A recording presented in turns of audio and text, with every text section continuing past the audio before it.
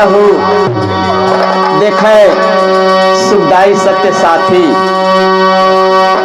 माता श्री गुलाबी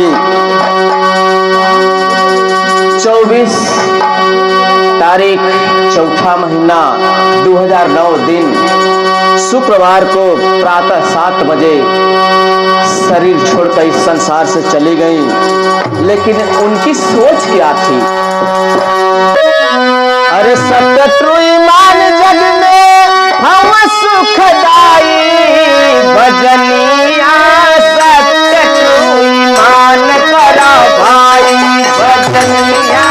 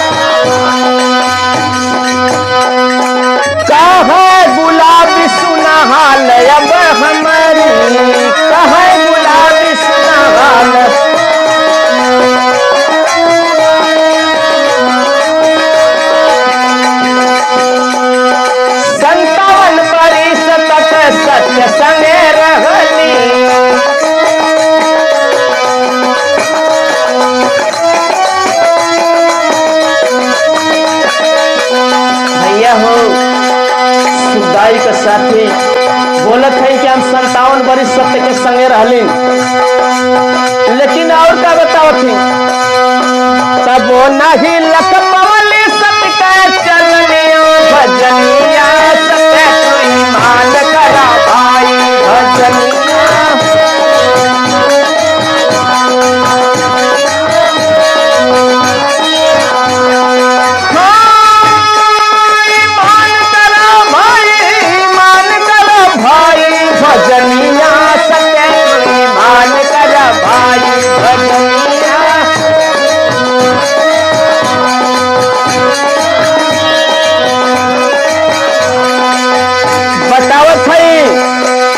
हम सत्य के संगे रह गए। लेकिन हम सत्य के जनली ना आखिर हुए का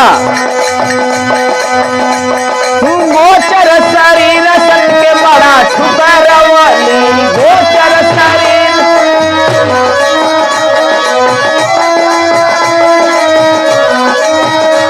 अरे रहली विमुख हम सत्य के ना जनली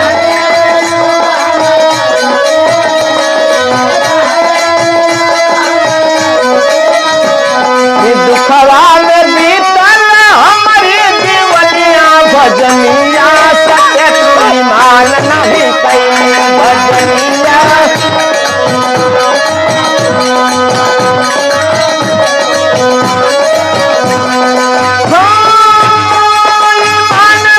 ईमान नहीं कई भजनिया सत्य तू ईमान नहीं कई भजनिया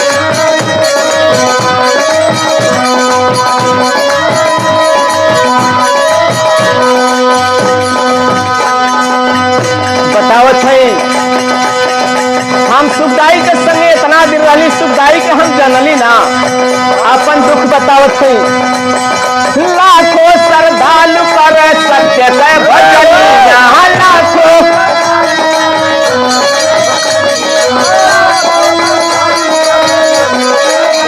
बतावत है कि बहुत लोग आवे सत्य का भजन करे सत्य का पूजा करे सत्य का दर्शन करे। लेकिन ये क्या बतावत है देखी देखी मनवा में अरे देखी देखी तो दयावे ला हमरा मनवा देखी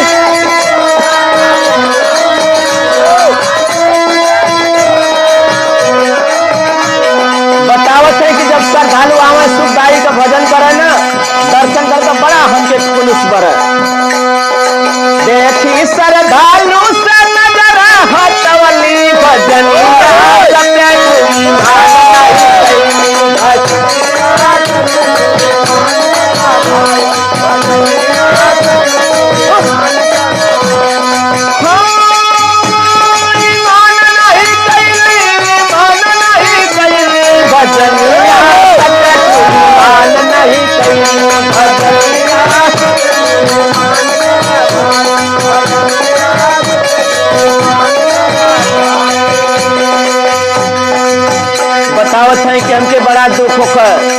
कहाँ कहाँ से कितना कितना दूर से आवत हम सुखदाई का भजन करे, का फायदा ही ना लोग के हो। असहाय दुखवा जब हमारा पर आई, असहाय दुखवा जब हमारा पर आई, शत्रु ईमान के लखन हले भाई,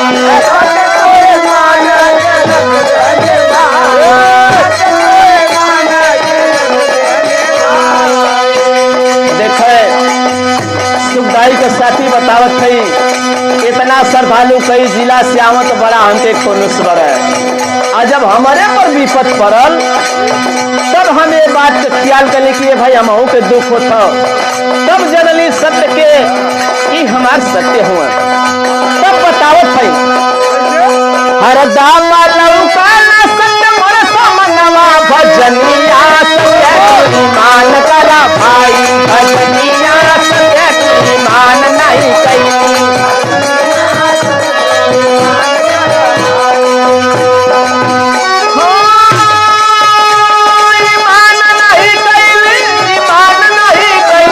भजनिया सत्य ईमान नहीं कई, भजनिया।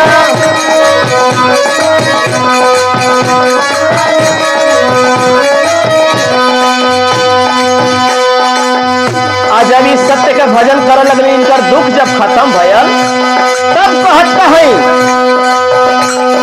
नहीं चाहिए न धन नहीं चाहिए सोनावा,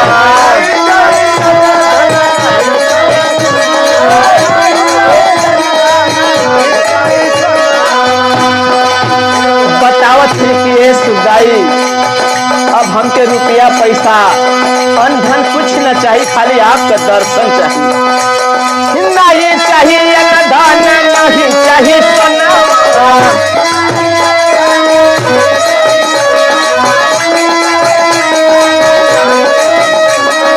हमारा के सत्य अरे हमारा के सत्य चरण रौरो चाहिए, हमारा के सत्य चरण रौरो,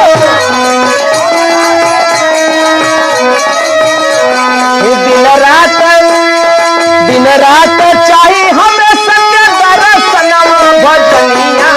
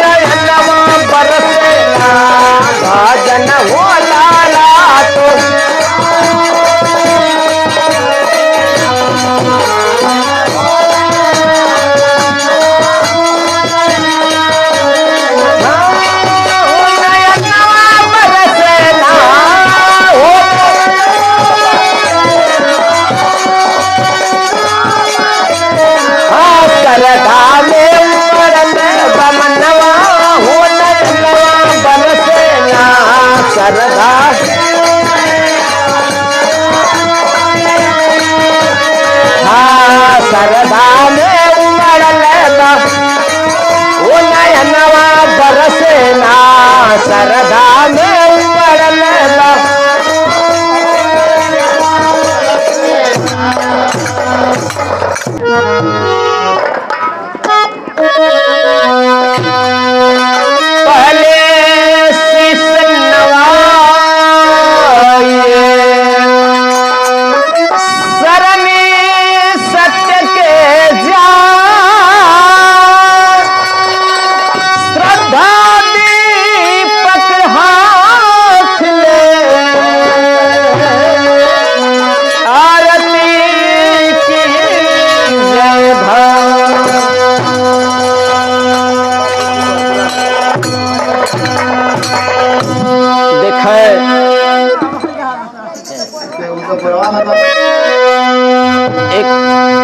तबे मुखिया भाई कहलन हम सत्य भजन करब।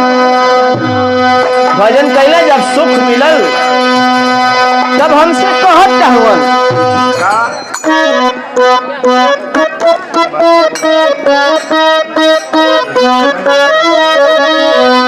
अरे चले जा भैया सत्या सखाना चले जा भैया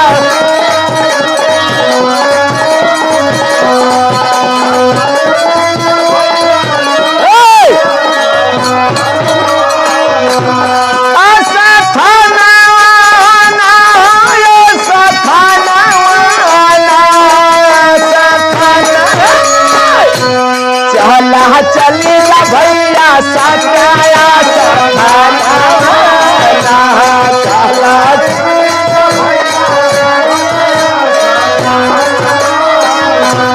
चला चल के कैले सत्या दर्शना चला चल के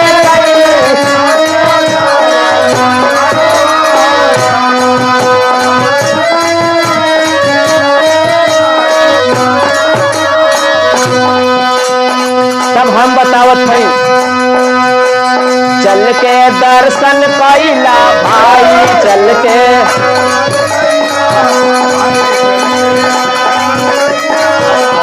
दर्शन करवा तो होई का दुखवा क्षण में काटी जाई दुखवा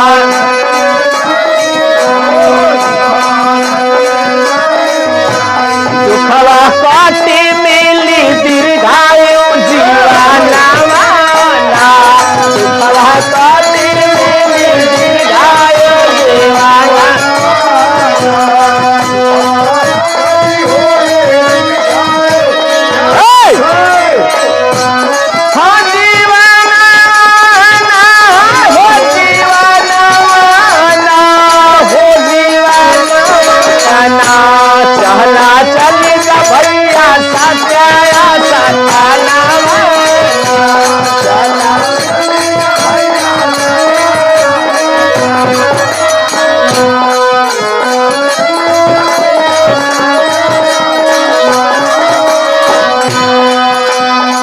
भैया सत्य स्थान पर कैसन हो का हो वहाँ का मिली हम जाए तब हम बतौली श्रीनाथ भाई श्रीनाथ भाई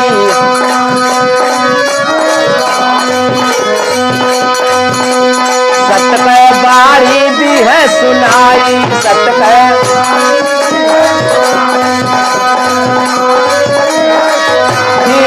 के अद्भुत मानव जानला जहाना वाला अद्भुत मानव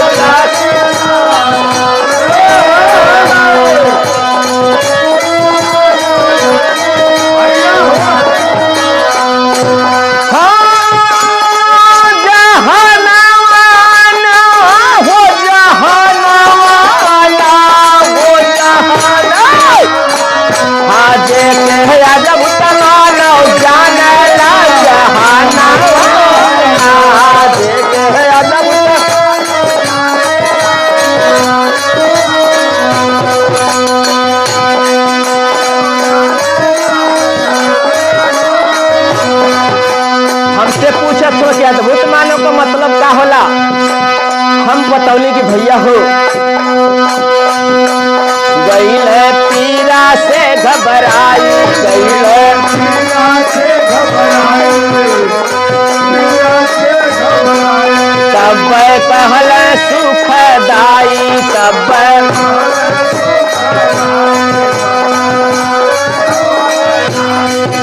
कहले कि भैया जैसे तू परेशान हुआ ना वो भैया परेशान रहलन सुखदाई कहला उनके कैला सत्य भजनिया मिली दर्शना कैला सत्य भजनिया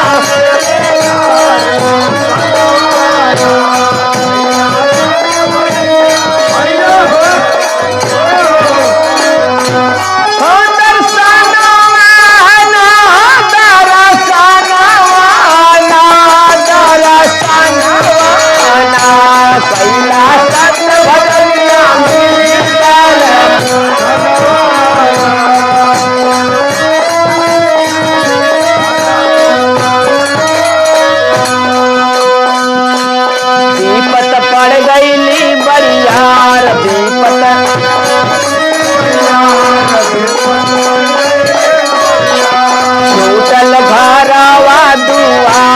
छूटल।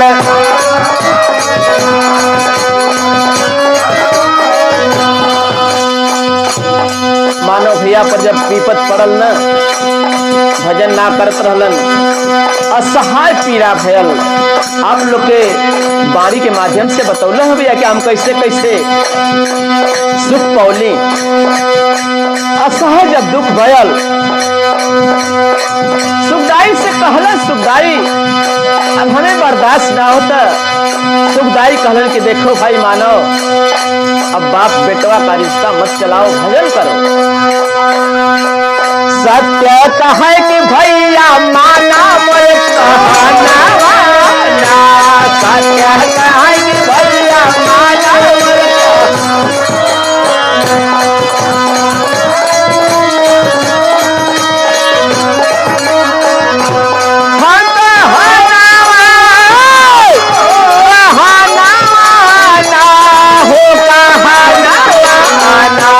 चला चली जा भैया सत्या सठाना, चला चली जा,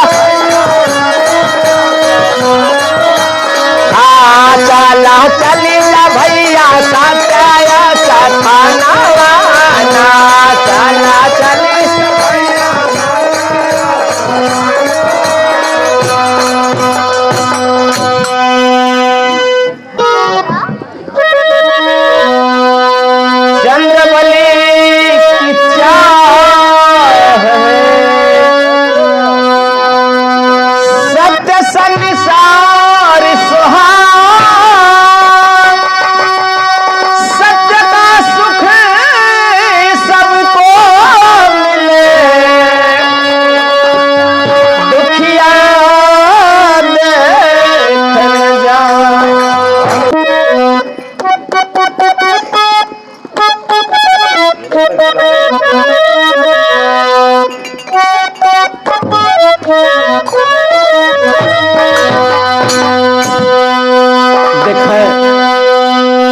भैया पूरे संसार के लिए सुख मांगे।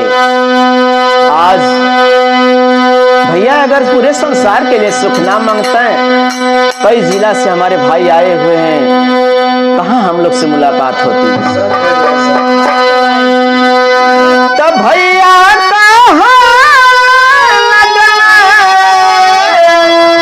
अरे सत्य के लगवा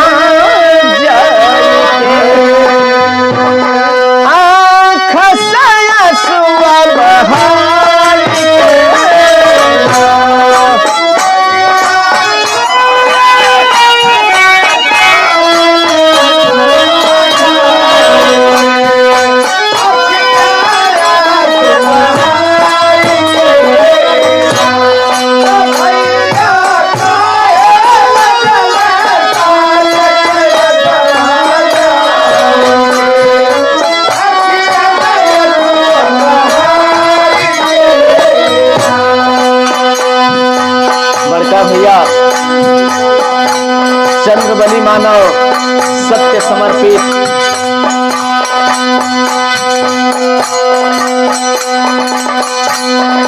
आबकारी विभाग के पुलिस थे भैया, ड्यूटी कर रहे थे हरिया स्टेशन, हरिया तहसील, तारा गांव, खुशहालपुर, इलाहाबाद के रहने वाले।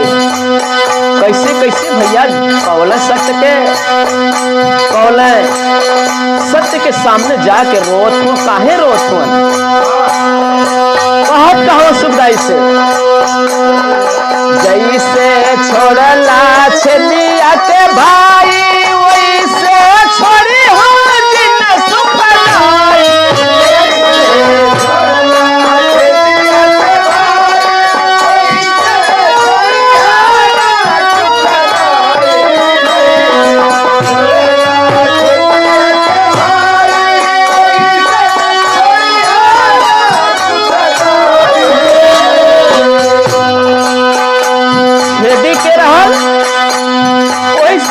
सत्य स्थान के बगल में उनका घर है, बहुत सत्य के संगे रहलन। सुखदाई जब ना देखावे के तवन छेदी के देखौलन, कैसा छेदी जाने आ देखे पहचाने, छेदी ना जान पौलन। वह भैया के भी बहकौलन की भैया हो आप जात हुआ ना, तो बहुत खराब आदमी हो नेताजी। उनके पता ना रहे छेदी के कि सत्य हुए कि का हुवन, खाली नेताजी नेताजी जानत रहलन, अगल बगल का कि नेताजी हुवन, भैया जानलन।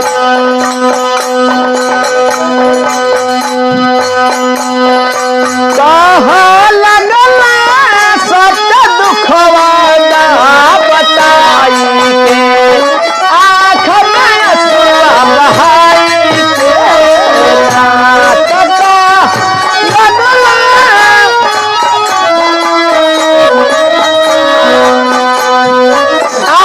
में अश्रु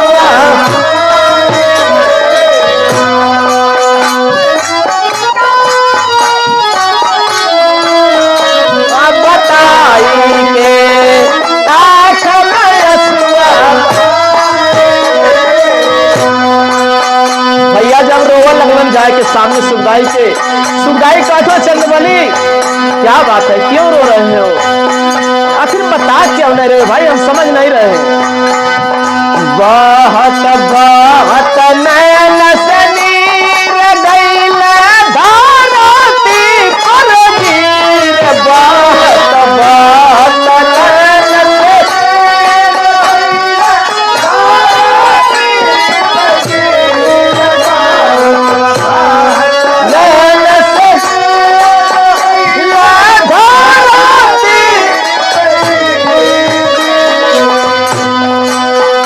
जब देखले सुखदाई किए भाई चंद्रमणि इतना रो रहे हैं, आंसू जो है धरती पर जब टपकने लगा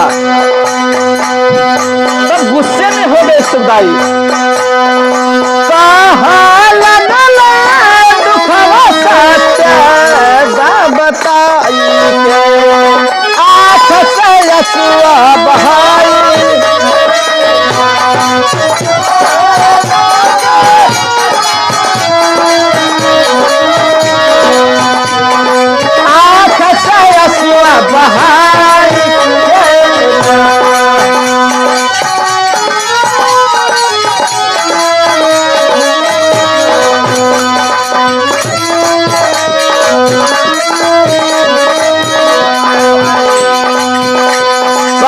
चंद्रमणि बताते क्यों नहीं हो, क्या दुख है, क्या तकलीफ है तुम्हें।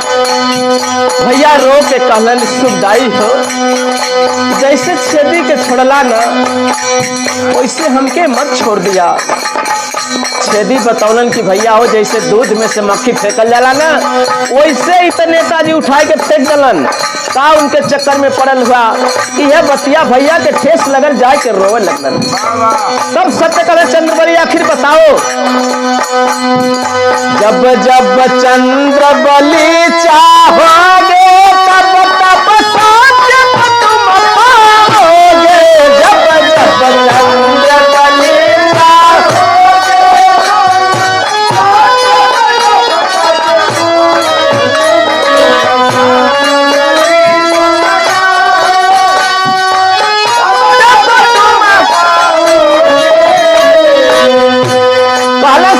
चंद्रबली तुम तो सत्य को छोड़ देते, हमें पता था कि तुम सत्य को छोड़ देते, लेकिन जाओ अब तुम्हें सत्य नहीं छोड़ेगा।